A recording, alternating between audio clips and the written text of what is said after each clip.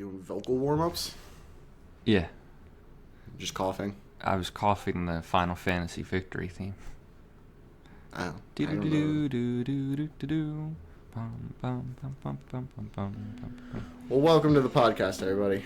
Oh, was that recording? All of it. Oh my god. So. Even the part about the crimes? What?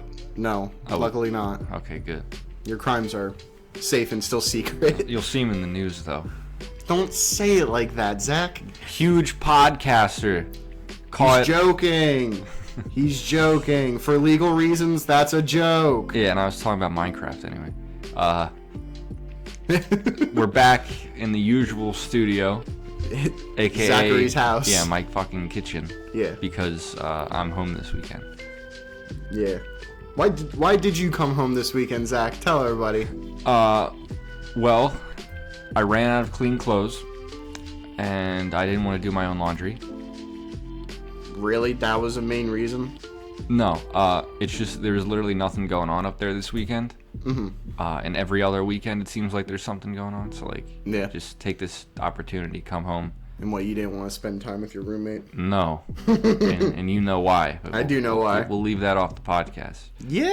Yeah, Aw, but so sad. just catch up on some fucking sleep, because one thing I will say is I've been woken up at 4 a.m. every single day this guy has been here by his incessant snoring.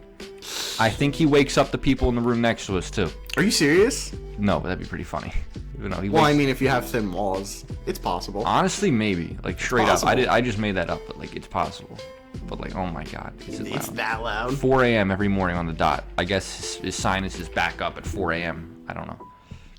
Does it sound like a chainsaw? Yeah, that's exactly what it sounds like. Yeah, I know. Someone in particular that snores like that as well. But Who are you sleeping next to that snores? no one. No, my Yeah, I know you weren't sleeping next to anybody. Come on, man. You can't walk in on like that. can't be sleeping like that. You gotta I pay know. attention. Yeah, I've been gone for a while. You must have forgot. I guess so. Actually, it's only been... It's been 2 weeks. 9 days. It was 9 days I've been gone. Well, I left on Wednesday. but we saw each other that Saturday. Oh, right. So, yeah, 2 Yeah. weeks. But yeah, so That Wednesday also happened to be my birthday, and Matt didn't say anything.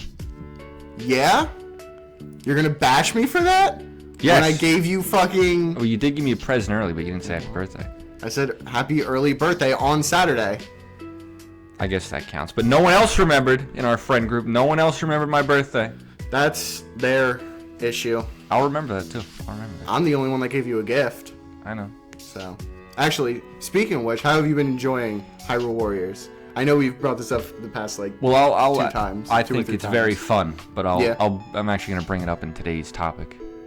Well, that's kind of what I was going for, Zach. Oh, Do we have any other filler? Did you see the Pentagon Pizza Index is spiking?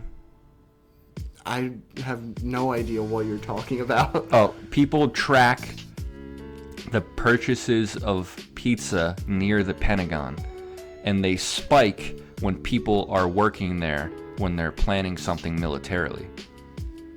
So these are the highest Pentagon pizza spikes we've seen since the invasion of something, That's but very disturbing.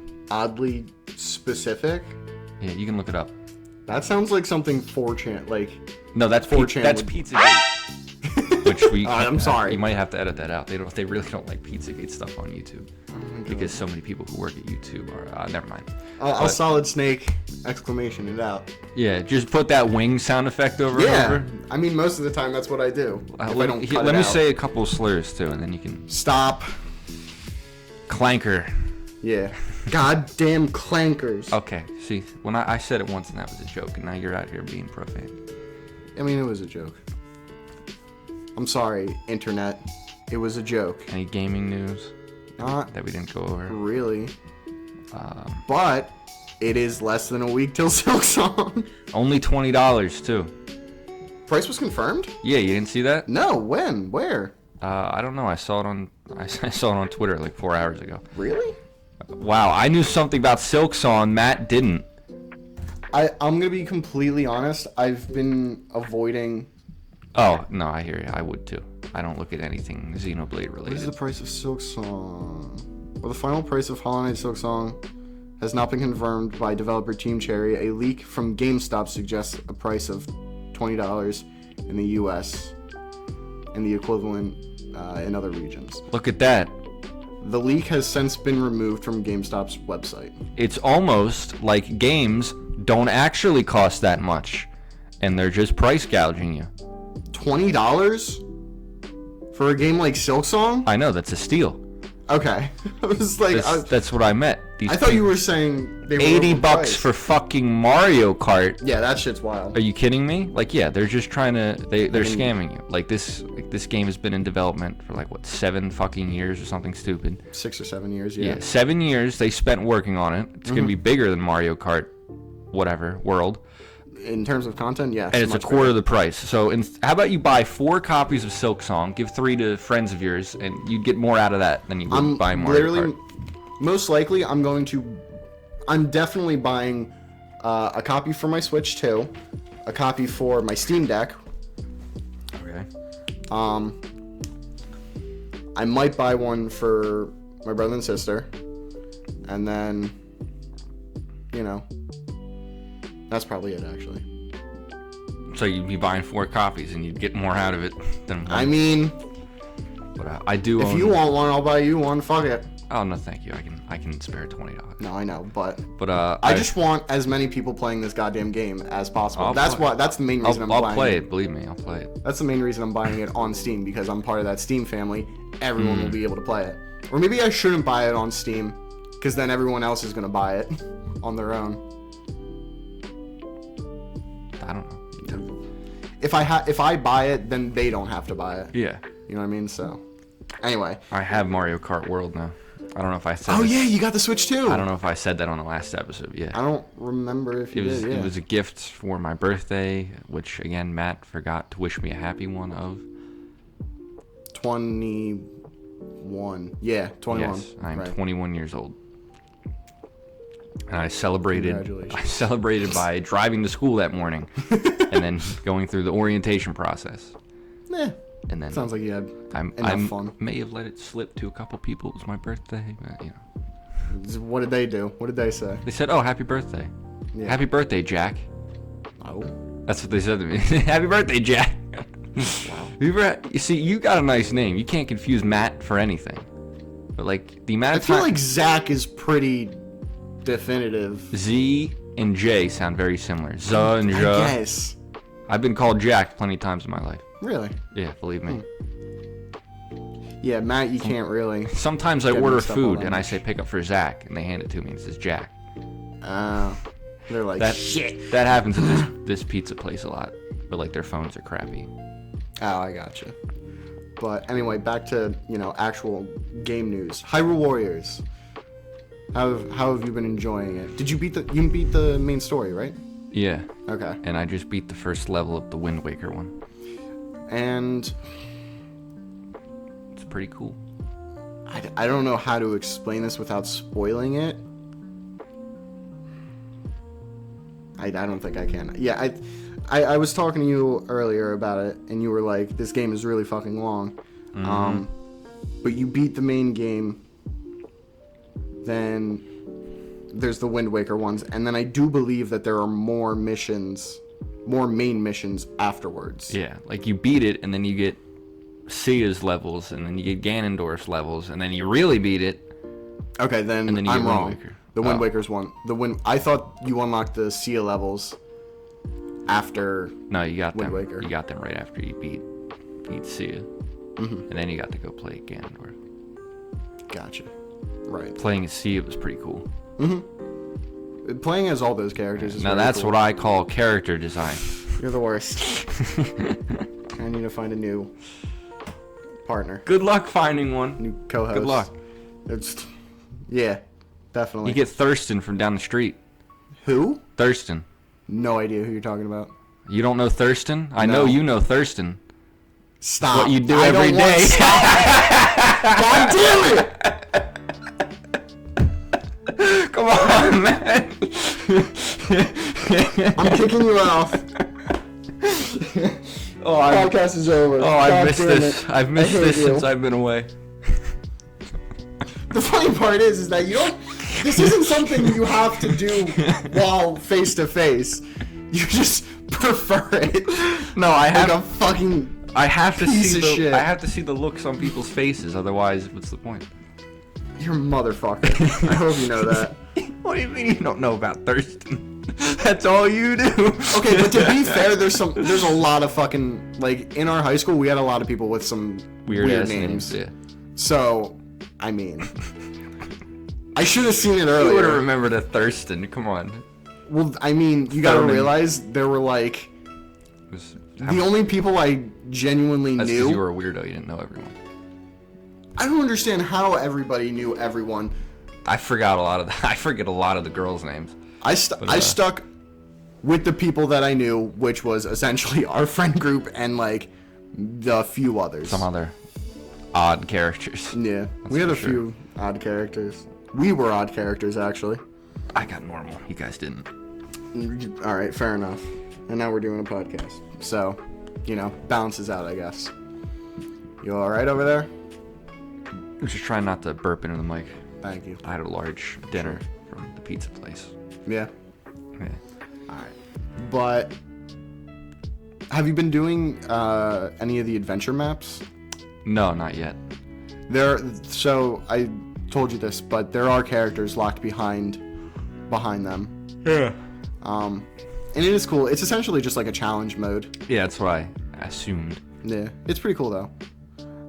For a second, I thought they put all of like Zelda 1 into Hyrule Warriors. Like when they did the intro. Like, That'd be pretty cool. No way they put that game in there. It's like that would have been cool, but like Nintendo don't do that anymore. Yeah. Not since Animal Crossing. And Brawl, kind of. Well, you can beat You can beat a couple of like a couple of the games. in like the demos in Brawl. Yeah. I know they have a different word, but they're basically demos. You can beat a couple of them if you know how to speed run. Ocarina of Time, you can beat. You can beat that game in like 5 minutes now. What Yeah. do these freaks have the time down I to? don't know. Let's see. I gotta say it. It's 2025. Someone has to say it. I think I might be officially over speedrunning. Like, it was pretty cool when it was this weird niche thing. You don't know what's funny? What? I looked up what is the world record, right? Mm-hmm. And the first result that pops up, without typing anything else, is what is the world record for Hollow Knight? Just based on like recent searches that I've done. I've been replaying Hollow Knight, trying to get 100% before Silksong comes out, and I have 5 to 6 more days. Technically 5 full days. Matt has taken 2 days off work. No, I took 1. Oh. I actually didn't know if you took Eddie.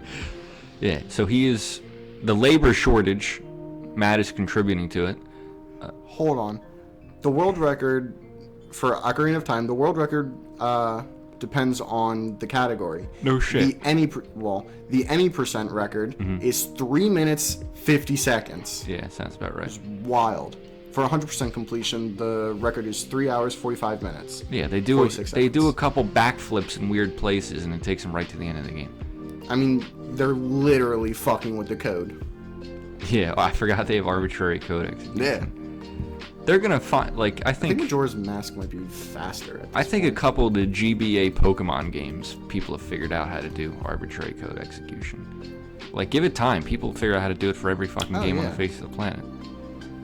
World record for Majora's Mask is 16 minutes 49 seconds. They're gonna start using AI to fucking deconstruct the code of the game and find out the best way to speedrun it. Give it time. I mean, I don't want to say that's kind of what it is, because it's really not. But, like, a TES speedrun, that's kind of like what it is. There's no AI involved in that. You do the inputs manually. I mean, yes, but also, even just figuring out when... There's no also involved. There's not an AI.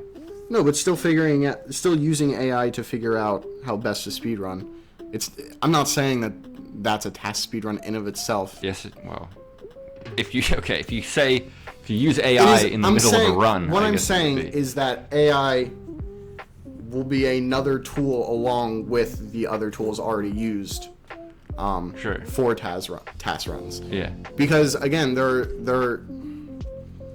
are a lot of things Love to that see the Hyrule Warriors speedrun. How long it takes to beat all that. There's some battles took me like 20 minutes. yeah, I can't imagine it's very fast. A lot of them are like you can beat they're not, the missions aren't like based in time, but like they also kind of are. Yeah. If you get what I mean? They take a minute. Yeah. Like you have to do there are certain things that you just cannot skip. For what is the Hyrule Warriors Definitive Edition? 2 hours, 19 minutes, 48 seconds. That sounds about right. I wonder what it is for Star Fox. For the 100% category, the record is 21 hours, 22 minutes, 59 seconds. Yeah. 52 seconds. Hyrule Warriors take a million years for you to 100% it. Yeah. With all the stupid items you have to pick up for like all 30. The Skulltulas. Yeah, which is annoying. That brings us very nicely into our topic today, which is collectibles. In video games, yeah. Not just in collectathons. Yeah, I was thinking called, but how general collectibles affect certain games, the gameplay and pacing of your average game. Now, I think one question that I have that I think we should establish is what counts as a collectible? Like, what defines a collectible? Anything you go pick up and collect. So, like E-Tanks and Metroid, those count as collectibles, or are those items? It's a collectible. It's a collectible item. What do you? I feel like there's a difference. A fucking coin in Mario is a collectible as much as a moon is, or a star. Well, that's different in Mario. But I feel like like an E-Tank is more of an item or an upgrade than a collectible. I feel like a collectible doesn't. Collectible's overarching category. You collect an upgrade, you collect an item, you collect a collectible. It's all the same thing. I don't know. I wouldn't put E-Tanks or even like heart containers in the same category as the Skulltulas. I wouldn't put them in the same category, but they're all collectibles. I guess that's fair. I didn't think we'd get philosophical right out the gate. I thought we'd just start talking about it. But I think Hyrule Warriors is a good example of how to do it in a really fucking shitty and annoying way. I don't think it's that bad. I do. Okay. So go on. You have, as you go through the level, you'll be killing a shit ton of enemies because it's a Warriors game. Yeah. So when you kill 1,000 on every regular stage, a gold Skulltula will appear somewhere on the map. And it will give you a general area of where it is, and then you have to go and find it. Does it say? What? Does it say after 1,000 enemies? Yeah. Really? Yeah. I didn't know that. So, yeah, after you kill 1,000 enemies, it'll show up and it'll give you a general area of where it is on the map. And a lot of the times, it's really fucking out of the way. And you could just be like, okay, well, maybe playing the level will take me there, but it's also on a time limit. Yeah. So you have to stop what you're doing, which, in that kind of game can be a problem because then enemies will retake keeps. Because you're managing a lot of different things. So you have to go out of your way to go and find it, which can be a pain because usually they're like under rocks and stuff. Yeah. So you have to do that, and you don't really get anything right away. Like collecting the Skulltulas fills in a little mosaic. Fills in like street pass puzzle. Basically, pieces, yeah. And does completing one give you anything? Yeah, I believe completing them gives you an item. Yeah, an item. Like a new weapon, or not like a completely new weapon, but like a good weapon. Yeah. Yeah, and they also, as you collect them, they give you better potions in the shop too. Yes. But it's not really worth the negative effect on the actual gameplay. So you've got a couple potions which you really won't ever actually use through the course of playing. It's like you don't really need them. Yeah, and then a mosaic, which unless you're going for 100%, which in Hyrule Warriors, good fucking luck, you don't really care about. The speed run is 21 hours. Yes, the speed run to 100% the game. And they know what the fuck they're doing. That's one day if you go through with a plan and you're an expert. Yeah. So my thing is that have you said your piece? You have more to say? That is all. So I don't think it's that bad overall, because when you think about it, there are a lot of things to do in each level, in each mission, right? Correct. And you're most likely going to already be replaying missions. You know what I mean? So you do the first playthrough, you do the story missions. You don't have to worry because they don't. The game outright tells you that they're not a huge deal, right? So you can go through your first run without really trying to get them. And then look at that, you're forced to play every single level again. But that's the thing. If all you're doing is if you're just going to play through the game once, then you're not going to worry about collectibles. You know what I mean? At that point, it doesn't matter. But if you want to replay the game, then you can then try and go for the collectibles, the sculptulas. They don't really matter, but you can still have that first playthrough not worrying about it. You know what I mean? And I feel like that's fine. That is fair, but I will always contend that if you're diligent, you shouldn't have to ever replay a level. And, I think that's how you design a good stage. Well, even still, you're going to have to, there are also other reasons to replay levels if you don't get heart containers or stuff. You're most likely not going to get heart containers. I've barely found any. I don't even know where they are. They're hidden. They're more hidden than the sculptulas. Oh, there you go. But there are reasons really to replay levels. Enemies barely do any damage for from the bosses. For other significant items. You know what I mean? So on those replays, you can go get the sculptulas. I also don't think that it's a terrible thing. Dying. Hold on. Take your time. I don't think it's a terrible thing for it. If someone is diligent and wants to go for them on their first run, I don't feel like it's a bad thing, because that's what a Warriors game is all about. It's about managing all these different things. You know what I mean? And though there's this collectible that doesn't really do a whole lot, it's all about managing. Can I go and get this collectible if I so please? If not, it's not a big deal. But if so, if you want to take that challenge and try and manage all these different things, do I have time to go and find this sculptula? And then you go and get it. That's, like I said, that's kind of what it's all about. It's about destroying hundreds of thousands of enemies and managing what characters go where, what you need to do to complete a mission or a side mission or get the sculptula. And I feel like that's one thing that I personally love. That's actually a really excellent point now that you say it. Yeah. It might add to the experience of managing when you have another added goal. Yeah. It's more of a challenge. That's a good point. And I could see where you're coming coming from. And again, a Warriors game is talking about the feeling of it is all about I don't want to say the anxiety, but it's Zach's freaking out of baseball. Yeah, sorry, I was just peering over at my TV. Can you see the score? I can see that we are at 1. I cannot. Actually, I had the score on my phone here. But the Warriors games are, like I said, about managing, and part of that feeling of managing things is the feeling of not anxiety, but that you need to hurry. Yeah. You know what I mean? That's a good point. So it adds to that.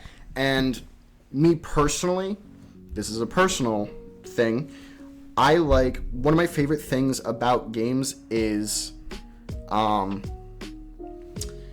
games that you feel like you can master them. You know what I mean? Oh, absolutely. So, I'm going to bring this up. For example, Pikmin 3, right? I love that game. I love Pikmin in general because you have to manage them.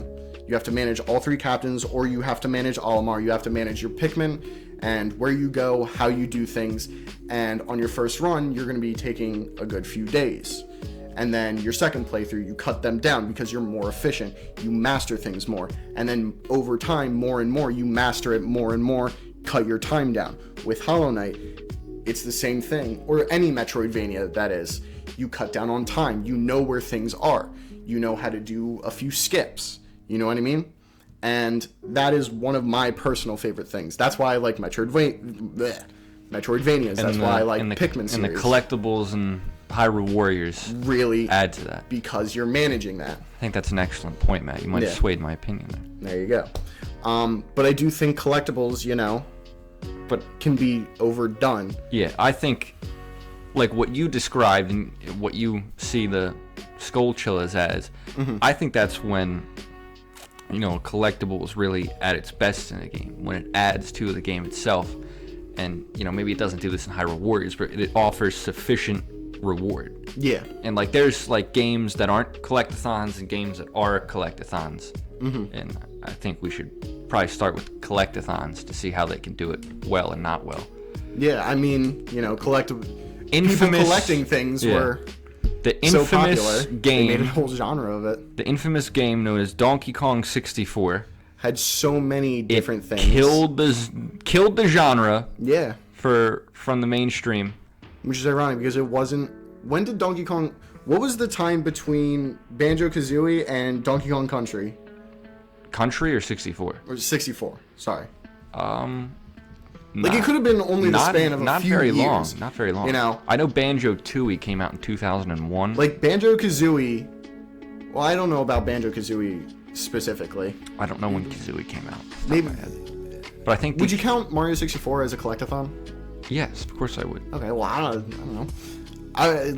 In my eyes, the genre that immediately pops up for Mario 64 is just 3D platform. Yeah, just platformer. Actually, that's fair. Maybe you might be right about that. But collectathon is also a fair kind of description of it. So, but okay, calling a game exactly what it is, Banjo-Kazooie is a collectathon. Period. So you can see Mario 64 or Banjo-Kazooie as the rise of collectathons in all reality, you know what I mean? And then within, like I said, the span of a few years at most, you see the complete downfall and death of it for a little bit. What happened to your arm? Just rash. Oh, okay. Essentially. I hear you. And then I was stupid and kept scratching. I got one of them as soon as I went up to school. Yeah? Yeah. Rough. I won't tell you where. I don't know if I want to know where. And the people of America don't want to know either, believe me. But yeah, I've played a little bit of Donkey Kong 64, and I haven't played any of it, I don't think. I didn't see anything that wrong with it. Like, well, you didn't play a lot of it. Yeah, that's 100% fair. I didn't play that much of it. There's like the golden bananas, the DK coins, the rare coins, rainbow coins, all the colored bananas, which are specific to each character. You have to switch. Apparently, it gets to be a lot. I'm sure it is, but I do think now, the reason Donkey Kong 64 killed for a bit the collectathon genre was because there was so many different things. And that in of itself is a bad thing. That's something you got to watch out for when doing collectibles, obviously. When there's just so many different things that it's annoying. However, I do think that... Forget exactly what my point was. Shit. I do think you can have a good, multiple different collectibles. An important thing about them, though, is making sure that they matter. You know what I mean? Like in Donkey Kong 64, I'm sure most of them are you just need a high amount of collectibles to continue the game. Yeah, right? Basically. And so most of them don't really do anything on their own. You just have to collect an absurd amount of different things to progress the game, which just artificially extends the game, therefore the difficulty, whatever. So making sure that a collectible does something significant enough is very important. Like the Skulltulas, they don't do anything on their own, but when you collect enough of them, they give you a good weapon and they give you potions that you can use. So I don't know if that's significant enough to really incentivize it, but it does still give you something, which is the incentive. You know what I mean? And in Hollow Knight, you have the grubs that don't give you anything by themselves. I got all. I did too. Yeah. I don't even. I didn't beat the Radiance. No? But I did get all the grubs. The Radiance is a difficult boss. I didn't know how to get to it until I asked you, and then I never went back and fought it. No, whatever. Try and beat it before Silksong. It really doesn't matter. Like, apparently. I really like the grubs. Yeah. They're cute. But anyway, yeah, none of them individually give you anything super significant, but collect enough of them and go back to Grubfather in Forgotten Crossroads. Is that his name? Grubfather? I didn't know that. Yeah. If you go back to him, he'll give you rewards for each grub that you save. Most of the time it's just money, but sometimes you'll get, a mask shard, which is a heart for anyone that doesn't know, or and then you'll get pale ore, you'll get a charm. Yeah, I think he gives you like the grub locator. No. Where do you get that? A boss called the Collector in City of Tears. Right. Yeah. Yeah, which is a very I don't want to say obscure boss, but he's a very weird boss to get to because you have to go to a area that's on almost the other side of the world, find a hidden key, and then know exactly where to go for him. Right, this weirdo. Okay. Yeah. I remember. Completely made of void. Yeah, he was a weird. Yeah, he did just kind of come out of nowhere. Yeah, the lore behind him is strange. Yeah. I think he was one that I did just find too. Yeah. But anyway, collectibles. Yeah, I think what. It depends on the game, but I think you could contrast this with, say, Mario Odyssey, which has one collectible really, which is moons. The moons. And there are some who say there might just be way too fucking many of them. Yeah. I believe that. You ground pound some random spot on the map, you get a moon. Mm-hmm. You beat a boss or do some hard platforming thing, you get a moon. So I feel like that's a valid point. You get the same reward for doing completely different things on a wide scale of difficulty. And it becomes a little bit meaningless, almost. And that's fair. But I also think that is a way of, quote unquote, choosing difficulty. True, but there's another thing. Mm-hmm. There are, I think, 880 unique moons. Yeah. Around that, but you can still buy them from the shop, which is going to provoke anyone to think, what happens when I get 999? Yeah. And there's only a certain amount that you can buy from the shop. No, it's not. Yeah, there is. No, it's not. Moons? Yeah. Yeah, you can only buy a certain amount. Well, you can still get to 999. I'm not debating that. I'm just saying you can only, I think you can buy as many as you want. Maybe not when you play through the story, but I think once you beat the game, you can buy as many as you want. But that process, if you choose to do it, which is just doing this little subspace level or whatever, where you get a bunch of coins over and over, it's actually a real pain in the ass. But you go through that, and it makes all the previous moons mean even less. Those challenges on the moon and the darker side and the really darker side or whatever. I'd also like to admit that I was wrong. I know. It's okay. We've all been there. But yeah, it makes them mean even less. Those really hard challenges are fun because they're really hard, but then they just give you a triple moon. And then it's okay, well, I could just fucking 60 coins or whatever, and then, I've got 3 moons too.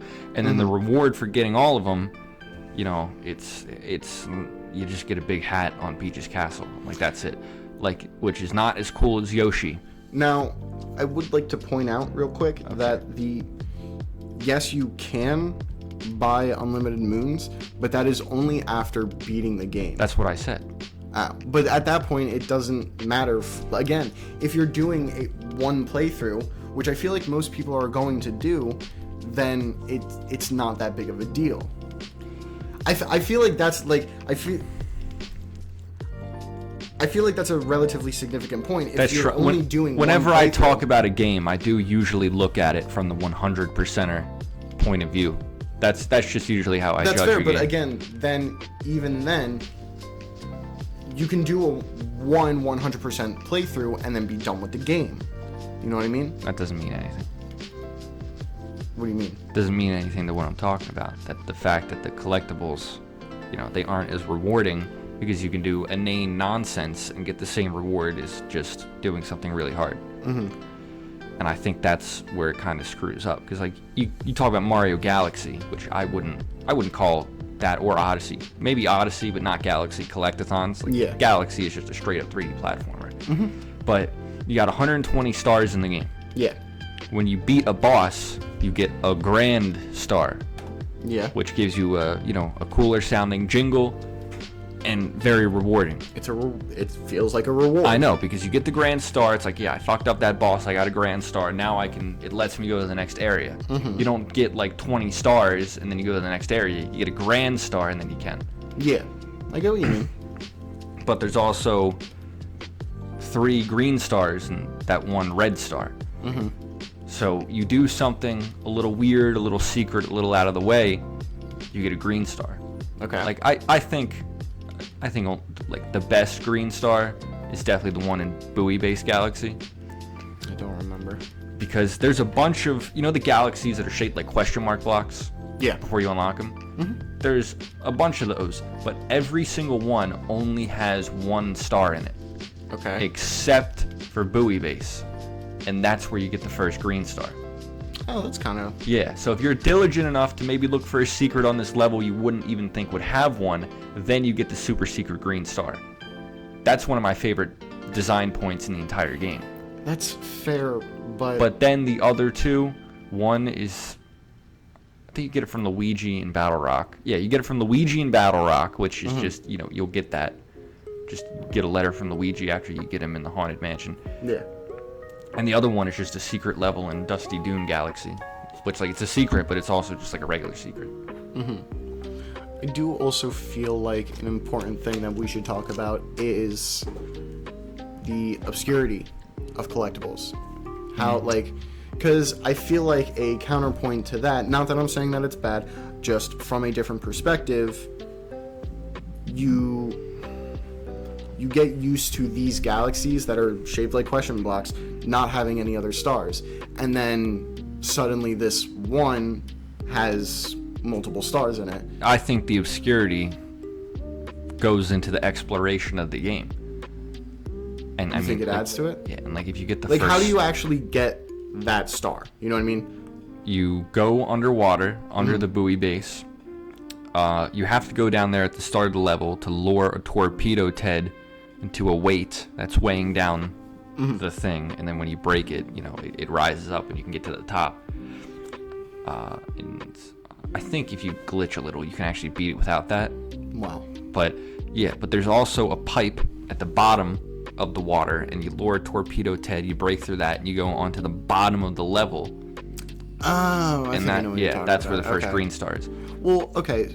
Shout out to Torpedo Ted too. You don't really see him too often. My point with it is that there are games that have collectibles locked behind really obscure bullshit that are just like, True. it like, makes no fucking sense, and that can obviously detract from the importance of it, or like the reward. Yeah, 'Cause like a lot of them, I think this is a good example. Shadow of the Colossus, the HD edition. Yeah. There was that borderline cult of psychos who... On the top of the main building, is that what you're going to talk about? Yeah, that borderline fucking cult of psychos who spent years replaying Shadow of the Colossus, the original version, looking for a secret, and they fucking deconstructed the game, boundary broke it, all that, and they found some cool stuff. Yeah. Every little detail, but like what they were looking for wasn't there. Although I'm surprised they took so long to like figure out that it wasn't there. I feel like just with like mods and boundary these breaking, people were it'd be very mentally ill, easy. man. They were mentally ill. I know, but like if you add like a debug mode and you can make yourself fly or give yourself infinite stamina, you can very easily see that, like... Matt, every time a Doomsday cult predicts Doomsday and they don't get it right, they're just more convinced. But, so in the HD remake, which is great and you should play it, Shadow of the Colossus is awesome. It's on Steam, right? Probably. It might be PlayStation exclusive, actually. Fact check that. That would suck. But if so, I would totally they added like 40 something of these little sparklies that are just out in obscure corners of the world, and every corner of Shadow of the Colossus that doesn't have Colossus in it is an obscure corner of the world. Why am I looking here when I can just straight up go to Steam? That's on you, buddy. I don't disagree. But yeah, and so all of these are obscure. There's no real way to hunt them besides wandering. Ha ha ha ha ha ha. Ching. Anyway. But crash. That's what I meant to say. I don't know what I was doing before, but crash. But that's what I meant. But yeah, so you get all of them, and then you just like get a sword, and like that's it. Which is kind of lame. Sorry, I'm looking up Shadow of the Colossus on Steam, and it doesn't seem like I can't find it. Yeah, I think it's PS exclusive. Sad. I would love to play that game. Go get a PlayStation. What are you, poor? Too broke to get a PlayStation, bro? What was the original one on PlayStation PS2? 2? Yeah, I mean, you can play either version. It really doesn't make a difference. I don't want to buy a modern... Well, you can... Does a PlayStation 4 play PS2 games? Yeah. No. No? If you get a launch PS3, it can, but HD is just on the PS4. So like, well, I don't know, man. Just go get a PS4. There's not many PlayStation games that I would want to play, let alone on... Matt, I know you didn't just say that. The PS2 has the best library That's what I'm saying. Time. No, that's what I'm saying, though. I would, rather than get a PS4, I would just get a PlayStation 2. So then go get a PS2. That's what I'm saying, though. No, what are you saying? What the fuck? I'm saying I'm not going to go get a PlayStation 4 well, then to don't play do the that. HD version. Oh, no, go get a I thought you had a PS2. No. Oh, you don't have a PS2? No, I don't. You want one? Do you have an extra one? I thought you said that one was broken. Oh, yeah, I have 3, but 2 are broken. I could... Yeah, I tried to... I might be able to get it refurbished or something. Yeah, like all 3 of them were broke, and then I tried to fix each one, and only one, because I had to take parts. How broke are they? There were 2 slims, right? And they were all 3 of them were dusty as all hell on the inside. Like if it doesn't work, just dust it. If it doesn't work after that, then you might have a problem. Yeah. But I'd like take some parts off one slim, put it in the other slim, and then that worked. Now that's the one I use. It works fine. Gotcha. But Modern engineer. My launch PS2 worked and then kind of stopped working, and it's too iffy to use now. I gotcha. But I mean, I could clean that one up or take it to the game store. I'm sure that guy knows how to fix it. Yeah. I mean, I can't imagine a PlayStation 2 is really that expensive. No, they're dirt cheap. Yeah, exactly. Like you could probably get a PS2 Slim for like $40, like straight. Really? Up. Yeah. Oh shit. I thought it'd be like 100 maybe. Oh, they're not open on Sunday. I was gonna say we should go to the game store, but no, it's already closed. Yeah. But is it 8 o'clock? Oh it's yeah. Keep talking. I'm gonna sneak a peek at the baseball game. Yeah, just I feel like, again, specifically in Mario Odyssey, going back to that real quick, the difficulty of moons, for the main game, I feel like choosing which moons to go for and what challenges you decide to face is a way of them letting you choose your own difficulty. I saw a video from Game Maker's Toolkit that was talking about how Mario Wonder kind of like lets you choose difficulty in a way, you know what I mean? Like very subtly. But I think Mario Odyssey is a better example of it because, like you said, there are moons that are going to be very challenging to get, and the reward is getting the moon. Well, any moon of real challenge is really at the end of the game. I mean, yeah, of any like real Besides significant the challenge. like really fucking stupid jump roping bullshit. There are a few that are, more difficult than others. Yeah, you kicked the rock 50 times. Well. That one was real hard. That was so dumb. My point is that But yeah, I never got the face- 100 jumps on the jump rope. I never did that.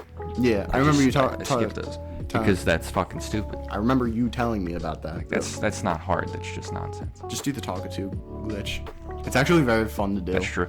But very easy as well. I was able to do a game that I did want to bring up. You didn't? No, I'm not going to bring up a game I don't want to bring up. Like, Why'd you talk about it then? I just said a game that I did want to bring up. Oh, I thought you said didn't. No, I don't want to talk about Luigi's Mansion 2, and we're not gonna ever again. But I wanted to talk about Expedition 33.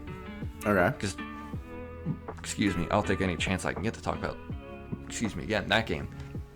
I can't blame you. I do the same with Hollow Knight. But I wanted to talk about... I will do the same with Silksong. Like, that's a turn-based RPG. Yeah. So I kind of wanted to see, like, how collectibles manifest in a game like that. And something you'll see a lot with games these days, especially story-driven ones, is, like, little bits of lore. Like, the collectibles are, like, snippets of lore, like audio logs, that kind of thing. Yeah. Which has been around for a while now. I completely forgot about those. That's a cool way to do it, though. Yeah. So, like, again, that's something you could just totally skip if you don't care. But your reward is you get more of the story. Like, a deeper understanding of the world. If you care about the game, you're going to explore it more. If you explore it more, you get something that only people who care about the game would care about. Yeah. I think that's kind of the difference here. Because anyone who plays Mario Odyssey is going to care about getting moons. Well, that's what you have to do. Exactly. Yeah. That's the point of the game. That's why I think it's a problem there. Whereas here, it's not as much of a problem. I see what you mean. Yeah, but although I don't... Expedition 33, like the audio logs of previous expeditions, they're kind of like... A lot of them, like they're little tales, right? But not a lot of them are all that interesting or Fair. give a whole lot of lore. Yeah. You know, but some of the other collectibles are like costumes. So like there's a lot of like, have you played more of the game? No. Not Okay. Since the episode. Yeah. So you'll see a few of these like platforming challenges. Yes, I have. Did you get to one of them? I think so, yeah. Yeah. So, and like they can get a little difficult. Yeah. Just a giant bug slamming against your window. All right. That'll happen. But yeah. So like that is another thing where it's like it's not, you're not playing the RPG, you're doing a silly little, platforming challenge. Yeah. Now, and then you get like did you do the one where they gave you the bathing suits? no, but I have seen it. Okay, So, that was really funny. They're like, oh, you did this challenge. Here's a bathing suit, and it's for the one male party member. Like, what are you looking at me like that You for? freak. Yeah, what did you want? And then they give you the one for the lovely. Oh my God, what's her name? Lunel? Yes, the lovely Lunel. Is that her name? It's something like that. Wait, Lunel. No, you're talking about Mael and Lune. Lune, that's her name. Maybe that's their ship name. I don't know. Yes, the lovely Lune, not Mael. She's like an actual child. Yeah, no, she is. See, you thought Mael. You fucking creep. I just. Lunel, that's more Mael than Lune. Look at the letter. I know her name was... Chris, Mr. Hansen, this one right here. He's already taken a seat. Shut the fuck up. No, I just remembered her name was like Lu something. I forgot her name too. Yeah.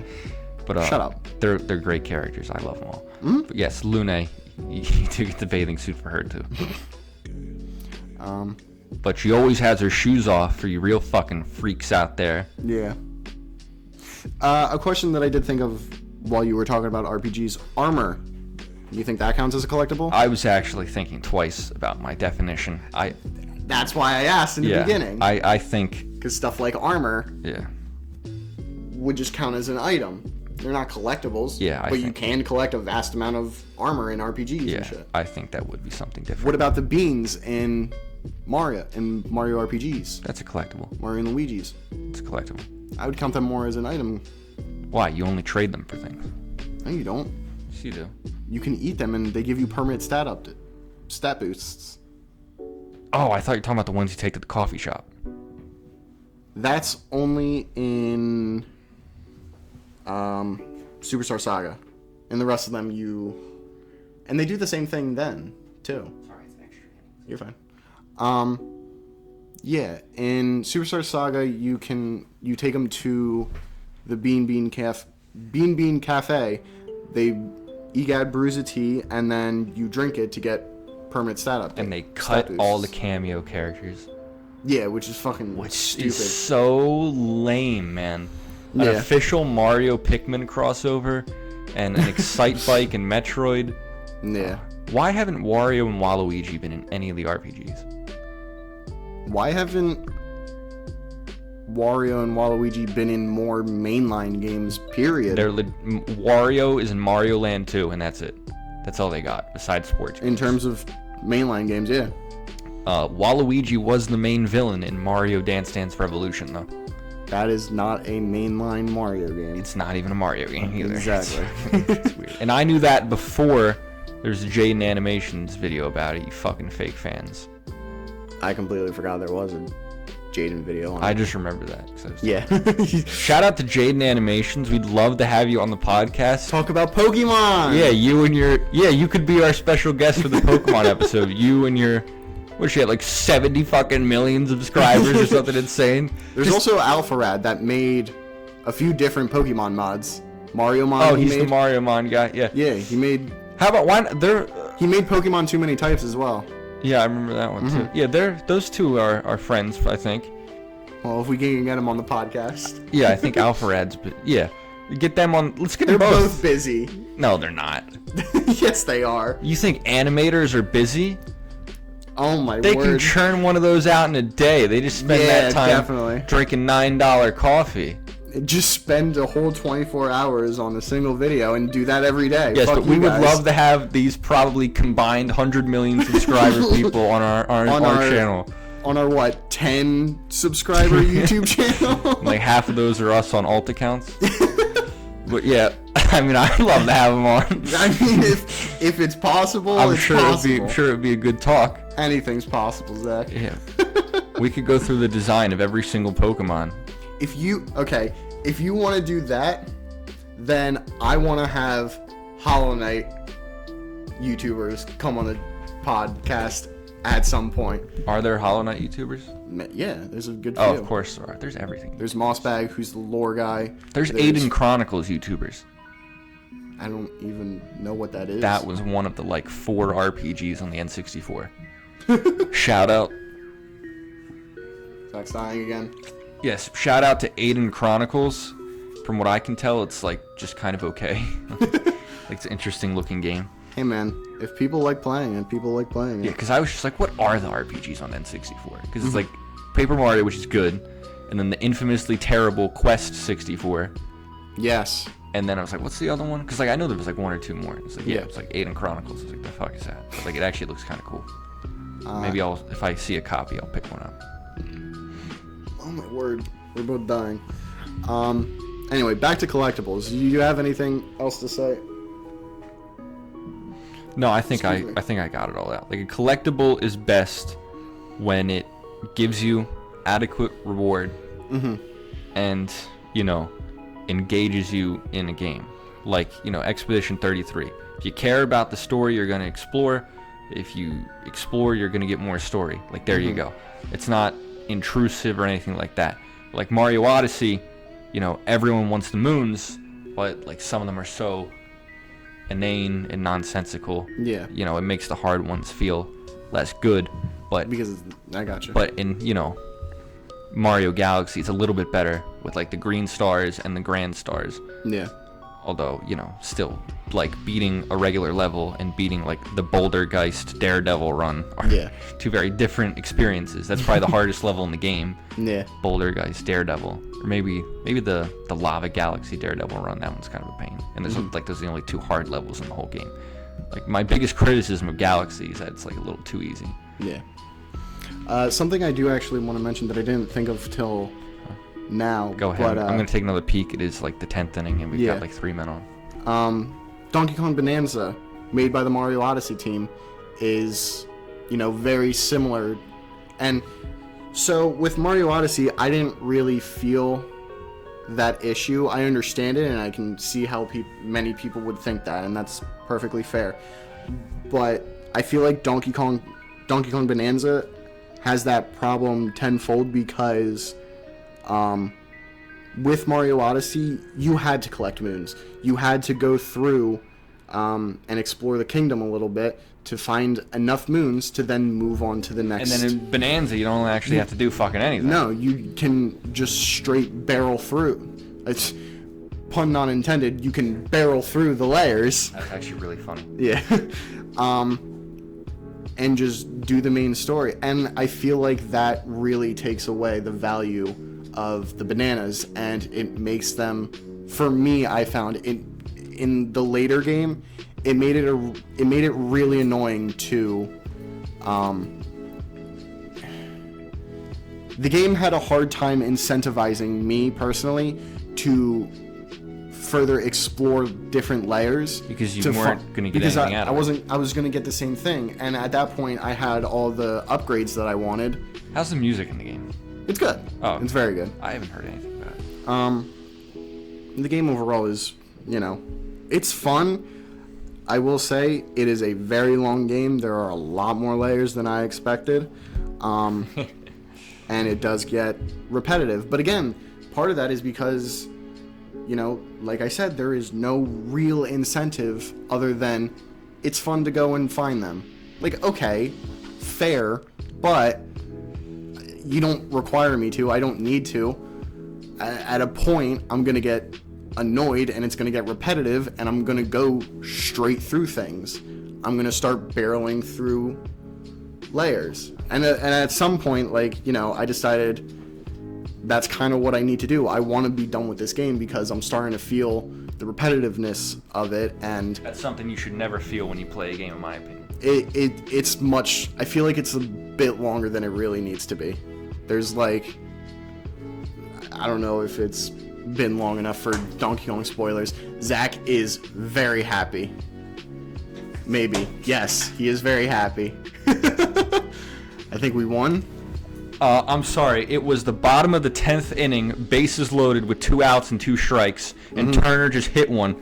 Boom. Ooh. Scored 2 runs, and we just won the game in extra innings. That is impressive. Shout out to Trey Turner. We'd love to have you on the podcast. And I don't know if you play video games. We can just talk baseball. Matt can sit there. I will sit here. So what is a strike, Mr. Turner? Yeah. But sorry, I was listening to everything you were saying. Yeah. I know. Yeah. What a win, though. Oh, my God. I love the Phillies. Donkey Kong Bonanza spoiler, and it is a very minor spoiler. In total, there are about 15 different layers. Oh, my God. And 15? Yeah. And granted, not all of them last that long. There are a few shorter layers. Like the Little Kingdoms in Odyssey. Yeah. Like the Ruined Kingdom. However, there are not a lot of them, and they are really far spaced out between these huge layers that have multiple sub-layers to them. It does sound like there are some pacing issues. Yeah. It takes a fucking long time. If there were 10, at 10 I was like, okay, I feel this. I'm okay with this. I think there's a reason that 2D Mario games had 8 worlds. Basically, exclusively, 8 worlds. Mm-hmm. And why is that? Why do you think? For pacing. It's World 1 grassland, World 2 desert, then 3 is snow or water, and then 4 is snow or water. Sorry. Then 5 is... I said my question. Why do you think 8 specifically? Why not 6? It's just the sweet spot. They just found the sweet spot, yeah. Or you could have, like in DS, where there were 8 worlds, but 2 of them were optional. Yeah. 4 and... What is the other one? 4 and... Jungle. 4 and 8. 3 and 4, 7 and 8, I believe is what it was. Yeah, the Jungle World and... I can look it up real quick if you really want me to. I know the Jungle was optional. Was it World 6? No, it wasn't World 6. Mario... DS... Sorry, New Super Mario. New Super Mario... DS... Oh no, it was 7. That's optional. Yeah, you go from 1 to 2 to 3 to 5 to 6 to 8, and 4 and 7 are optional. Yeah. Wait, which ones? 4 and 7. 4 and 7. Jungle and Cloud. Yeah, so it would be 3 and 4 and 7 and 8. Are where they. What the hell are you split. talking about? No, 6 and 7. 8's the last one. Oh, yeah. Sorry, my bad. You're right. Yeah. What were we talking about? I lost. We're talking about game pacing. I lost it for a little bit. Yeah. But yeah. Donkey Kong definitely has some pacing issues. However, I will say there's a big reveal at the end of the game, and that was completely unexpected, and it was really fucking cool. And Please tell me off microphone, because I'm not going to play the game. you don't want to play the game at all? No. Okay, fair enough. Okay. Pauline was actually the bad guy. No. That'd be pretty cool. But playing through the game, one of the things that I was very adamant about for my own personal enjoyment, and I'm going to do the same thing probably going forward with all games, especially Silksong, was I purposely avoided any and all content on like YouTube or Twitter. I've been doing that for years, man. And I am so glad that I did, because it made that reveal so much more like, what the fuck? Yeah. Like, I literally went, holy shit, are you kidding me? Yeah, like It's wild. when Xenoblade 2 was coming out, I think I've told you this, they infamously spoiled Mithra's existence in the fact that Pyra and Mithra can switch from one another. Yeah, Like that's... the game's pushing 10 years old, and like they're in Smash, so it's not like a spoiler anymore. But like, Yeah. of course I wasn't into video game news like when that was coming out, so I didn't know, so I didn't get it spoiled for me because I played the game during the pandemic, which was nice. But yeah, so like when Xenoblade 3, I watched the first trailer, nothing else, and like Yeah. and like they knew what they were doing, because they took like voice clips from side quests and put them together in a way where you would think one thing, And then... like especially if you'd played the past two, you'd be like, well, what did he mean by that? But like, it's literally just some inane line that sounds a little, but out of context. Yeah. Wait, can you turn around again? Why? Just turn around again. Why are there feathers on your back? Oh, because I have a feather couch. Oh, I was about to say, were you in a stable or like? No, I'm surprised there are feathers on my back. Anyway. I can take them off for you if you want. That's fine. Okay. But yeah. Groom each other like chimps. Yeah, that moment in Donkey Kong Bonanza was the first time in a long while where I was like... Has a video game ever made you cry? No. But, of course, my body decides to give out right then and there. Yeah. No. But there was a game that came close. The most recent one that I can think of is Wandersong. And it's a small indie game. Sounds like a name like that. It is fucking incredible. The story is amazing. You're a small little bard, and your goal is to save the universe with the power of your voice. Which may sound a little dumb, but it's like a puzzle platformer. Every video game premise sounds dumb. That's the point. I guess that's fair. Expedition 33 got me close. I think Wandersong was in like my top when we were doing the top 5. Yeah, it games. was. I think it was. Yeah, 'cause I was like, what the fuck is that? Because the story is the story is really that good. Everyone should go play Wandersong. It's not too terribly long. Like I said, story is amazing, and it's a fun, cute little game. And then there's, relating back to Donkey Kong, like I said, that was the first time in a while that I was like, holy shit, like legit had a holy shit moment in a video game. But Silksong has a few videos on it. Are they just like giving analyzing... people? Oh, are they giving people review copies? No. Really? That's a big thing that like they promoted. When did that start becoming a trend, man? Like they used to give people, they used to give magazines game prototypes. Like that's how a lot of those leak on the internet. Yeah. Because old journalists have them lying around. That's how a couple of old Sonic games leak. That's how you see the uploaded videos day one of all bosses, and then the final boss in the fucking thumbnail. It's fucking so ridiculous.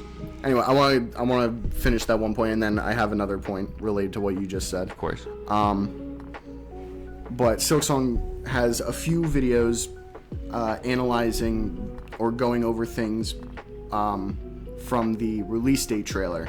And I've, paused it at a few times, read a few things in it, but I haven't like super deeply analyzed it. And I am avoiding all of those videos because, and this is relating back to the point you just made, one big thing that Team Cherry said in an interview was one of the reasons they were so quiet, and this doesn't justify it, but this is a kind of valid reason. They didn't want to spoil anything. They didn't want to reveal anything, later in the game. And because, it's a Metroidvania, the whole point is to discover the secrets, discover these areas all on your own and be like, wow, that's really cool. Do you think it's going to come to Wii U? No. They promised, Matt. No, Zach. That would be pretty cool, though. They did promise the original Hollow Knight on. They also promised that Silksong was going to be DLC for Hollow Knight. And actually, sorry, excuse me, if anyone heard that. Backers of the original game, a few backers of the original game are getting a copy of Silksong. Still? Free. Yeah. Hey, they fucking... Which is really cool. They fucking paid for it. Honestly, yeah, They paid for it already. It's wild. Promises made, promises kept. Damn right. Yeah, it's really Just cool. like Barkley 2. What? Oh man, you're better off not knowing. That was probably the worst video game Kickstarter failure ever. What was it? Have you heard of Barkley Shut Up and Jam Gaiden? No. Have you heard of Barkley Shut Up and Jam? No. Have you heard of Charles Barkley? Yes. We'll start there. So Charles Barkley was a basketball player. Yes. And he got his own video game. It's called Barkley Shut Up and Jam. Okay. It's just kind of a knockoff of NBA Jam. Makes sense. So some dudes were joking around on the Something Awful forums. So there you go. About what if there was a Barkley Shut Up and Jam Gaiden and it was an RPG. What the fuck? Like your baseball idea RPG? Yeah, that's where I kind of got the baseball idea. I see. So they made it in RPG Maker. Well, it's the final version isn't Game Maker, slightly different, but yeah.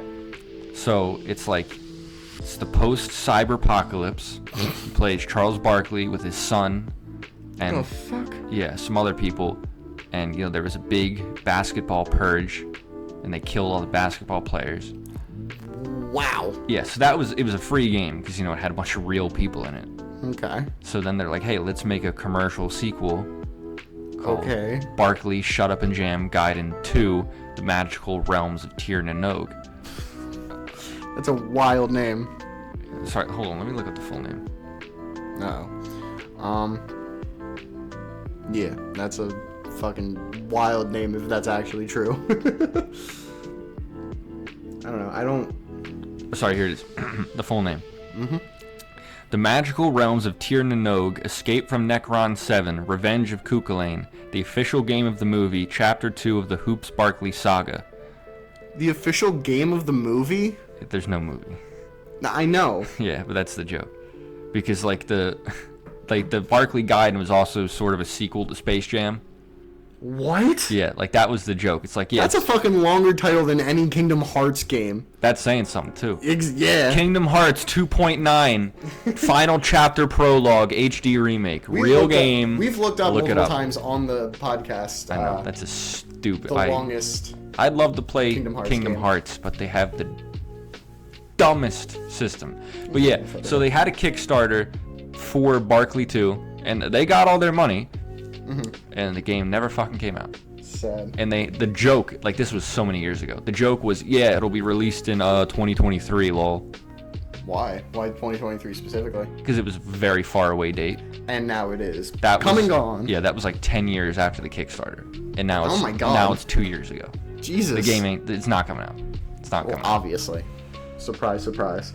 But there is a sort of not, it's a 50% done version that's out there. Really? And then Cybershell did a playthrough of it. Because no one else has documented it. That's where I know this from. Because it's yeah, because why? But it's such What kind of game is that? It's very... It's not just, a legitimate question.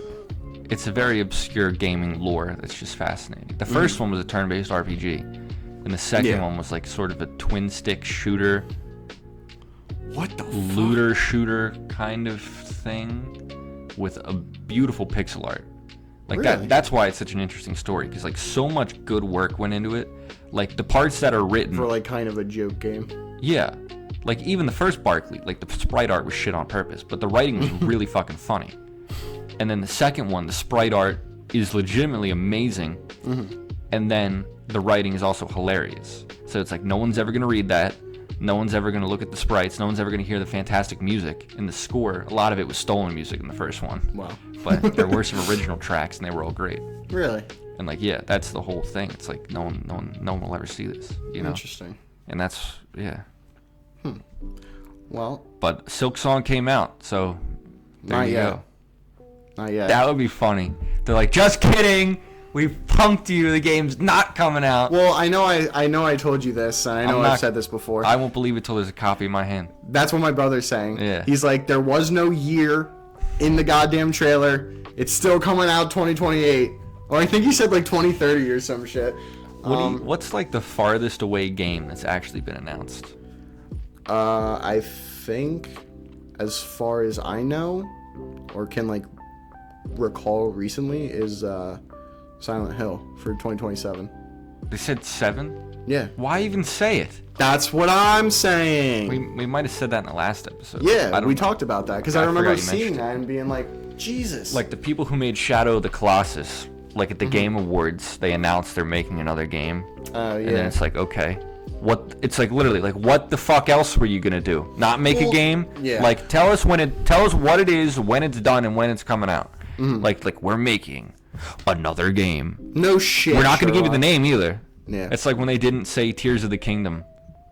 Oh yeah. Like it's oh my like, god. no shit, you're making a sequel to Breath of the Wild. Tell us when you're fucking done. Like, do we have any information on the game? Oh my god, I'm blanking on the title. What's that one Naughty Dog's making with within space? I got no fucking clue. No one's gonna buy that. I don't give a shit.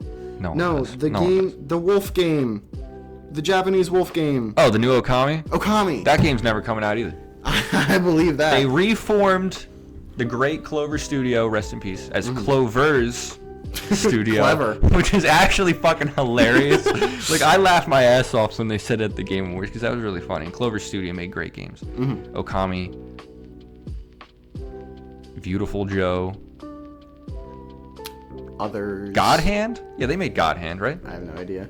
Hold on. Actually, an upcoming game that I am looking forward to is the new Katamari game.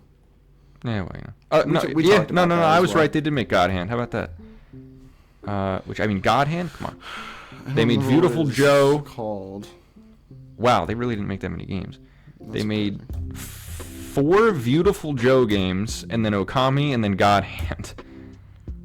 And that was it. Once Upon a Katamari. Sorry, I was listening. Yeah, you know IGN gave God Hand a fucking 3 when it came out. Really? Yeah.